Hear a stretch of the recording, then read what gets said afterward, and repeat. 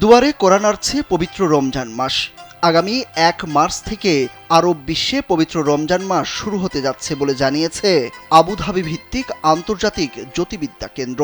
সংস্থাটির পরিচালক মোহাম্মদ শওকত অদেব বলেছেন, আগামী ২৮ ফেব্রুয়ারি আরব বিশ্বের কিছু জায়গায় অর্ধচন্দ্র দেখা যাবে। যদি চাঁদ দেখা যায় ওই দিন সন্ধ্যা থেকে রমজান শুরু হয়ে যাবে, কিন্তু ওই দিন চাঁদ দেখা না গেলে পরের দিন ২ মার্চ থেকে শুরু হবে পবিত্র এই মাস। মহানবী হজরত মুহাম্মদ সাল্লাল্লাহু আলাইহি সাল্লাম রজব মাস থেকেই রমজানের জন্য প্রস্তুতি নিতেন। রজব মাস এলেই তিনি রমজানের বরকত লাভের দোয়া করতেন। শাবান মাসেও ধারাবাহিকভাবে দোয়াটি পাঠ করতেন তিনি।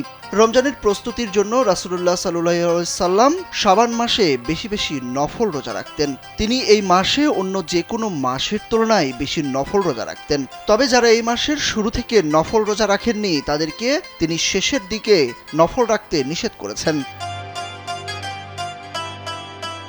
রমজান সহ যে কোনো আরবি মাস শুরুর আগে রাসূলুল্লাহ সাল্লাল্লাহু আলাইহি সাল্লাম সেই মাসের চাঁদ দেখতেন এবং তিনি প্রতি শাবানের শেষে চাঁদ দেখে রমজান মাস শুরু করার কথা বলেছেন।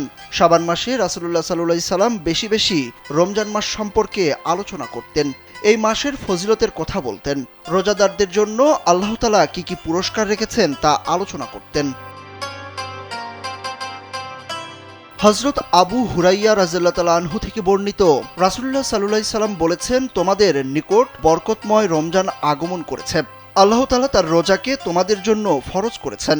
এই মাসে আসমানের দরজা খুলে দেওয়া হয়, জাহান্নামের দরজা বন্ধ করে দেওয়া হয়, শয়তানকে আবদ্ধ করে রাখা হয় এবং তাতে রয়েছে আল্লাহর জন্য এমন রাত যা হাজার রাত থেকে উত্তম।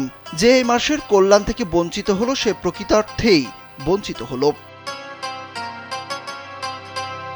রোজার গুরুত্ব এতই বেশি যে আল্লাহ নিজেই এই পুরস্কার দেবেন।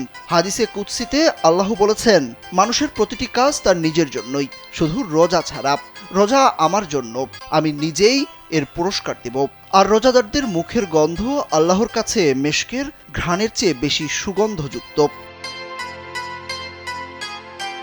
রোজার কারণে আগের সব গুনাহ মুছে ফেলা হয়। হযরত আবু হুরাইরা রাদিয়াল্লাহু তাআলা আনহু বর্ণনা করেছেন, রাসূলুল্লাহ সাল্লাল্লাহু আলাইহি সাল্লাম বলেছেন, যে ব্যক্তি ঈমানের সঙ্গে ও নেকির আশায় রমজান মাসের রোজা রাখে এবং রাতে দণ্ডায়মান হয়, অর্থাৎ নামাজ পড়ে, তার আগের গুনাহসমূহ মাফ করা হয়।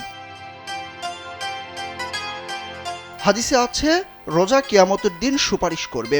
কিয়ামতের দিন রোজা ও কোরআন সুপারিশ করবে। কোরআন বলবে, হে আমার রব, আমি তাকে রাতে ঘুমোতে দিইনি, আপনি তার ব্যাপারে আমার সুপারিশ কবুল করুন। রোজা ও কোরআন উভয়ের সুপারিশ কবুল করা হবে। রোজাদারদের দোয়া কখনো ফিরিয়ে দেওয়া হয় না। রাসূলুল্লাহ সাল্লাল্লাহু আলাইহি সাল্লাম বলেছেন, ৩ ব্যক্তির দোয়া কখনো ফিরিয়ে দেওয়া হয় না: মজলুমের দোয়া, রোজাদারদের দোয়া এবং মুসাফিরের দোয়া। সুরুজ আহমেদ, কালবেলা।